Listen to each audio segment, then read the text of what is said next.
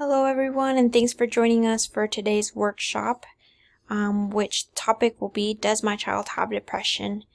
So we're going to be mainly focusing on helping parents and guardians of those who have young kids or teenagers, because we've noticed that the number of cases grows more and more each year, especially after this pandemic. We have noticed that a lot more kids are showing signs of depression. So we hope this helps, and we're going to be addressing just some of the main signs and symptoms. There is a lot more, but because of time, we're going to keep it to 3. And we're also going to include a slide where we're going to be talking on how you can approach your kids, how you can help them in a loving way. We're going to start with some quick facts. The first one is that 9.7% of youth in the United States have severe depression, and it is highest for those who identify as more than one race or ethnicity. So those who identify as Hispanic, as African American, we see a lot more depression cases with them. Our second fact is that 1 in 3 adolescents go untreated. Even in the states with the highest access to healthcare and to resources, this is something that is still being seen. So 1 in 3 is a pretty high number. And here in the state of Arizona, we actually are ranked one of the lowest states with resources that can help. But we're trying to switch this around. We're trying to create more resources for parents, teachers, and physicians to be able to have so that they can know how to help as well. And every 13 minutes, someone dies from suicide. And the reason why we decided to include this is because depression is the leading cause of suicide. And so we wanted to make sure that the kids get the help they need before they decided to take such a drastic choice of ending their life, which is something no one wants. And our last fact is that only 20% of cases receive consistent care. So even after they've been diagnosed, they don't continue to receive the help that they need. Maybe they'll go to 3 or 4 sessions and stop with therapy sessions. And this might be because of time constraint or activities or other things. But it is important to not take your kids out of those therapy sessions unless the therapist has given the okay. We're going to move to the first topic here, which is isolation. So you might start to notice that your child is separating themselves from either their friends, family, or from others that are in their everyday circle of interaction. Once you start seeing this or notice this, it is important not to leave your child feeling alone. The more one stays isolated, the higher chances are of triggering depressive episodes. And so to avoid kind of this isolation, to avoid getting into those triggering depressive episodes or triggering those depressive episodes, it is important to have communication, which we will talk a little bit more about. Another sign and symptom, which is the inability to have fun. So activities that maybe once used to interest your child, maybe they're not even giving a second chance. Now they brush it off, they say no, or they maybe go to the room and just stay there while others partake in the activities or in the fun. So like I mentioned, so lots of times they rather just stay in their room.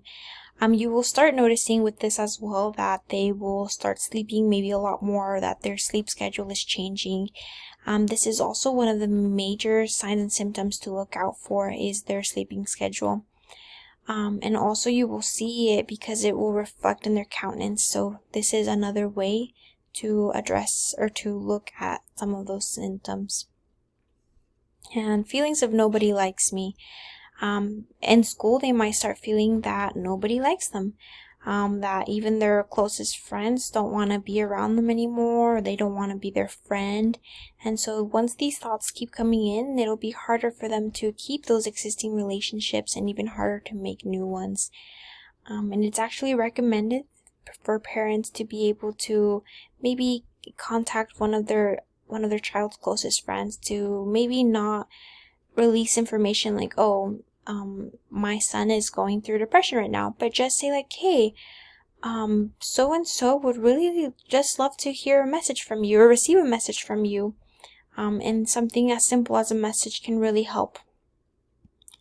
but it is important to do everything addressing your child with love.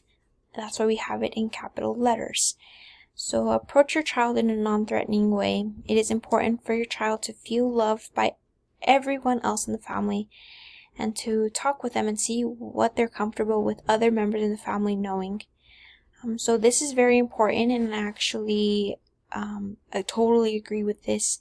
I remember going to my mom and telling her things that were going on in my personal life, and asking her to not tell the others because this is something I wanted to keep for myself, but I thought she should know. And as I saw that my mom would keep my secrets, per se, for better lack of words, I would continue to tell her more things, and by doing this, she was able to help me and to give me the guidance that I needed, whether it was words of advice or a hug. So this is very important, parents, to keep in mind, that if your child is going to you with something that is hard for them to say, to maybe not share it with everyone else, to keep it to yourself so that you can help them even further. And so keeping regular family plans going on, like maybe if you go to the movies, the parks, bowling, or you have Pizza Tuesday, to keep these family relationships going, to keep these events going so that your kid can start not like pulling themselves further apart. So this will keep them into something constant, which is good. This is something that will really help the situation. And one that I just noticed that I skipped, is to help them bring things back to order. If they fell into depression and they're starting to realize this, they might notice, oh, my room may be a little bit messy, let me clean that up. Or my grades are a little bit lower than what they should be. And so helping them get back on track and giving them the support will really help them. This will also give them the motivation they need to start bringing things back to normal.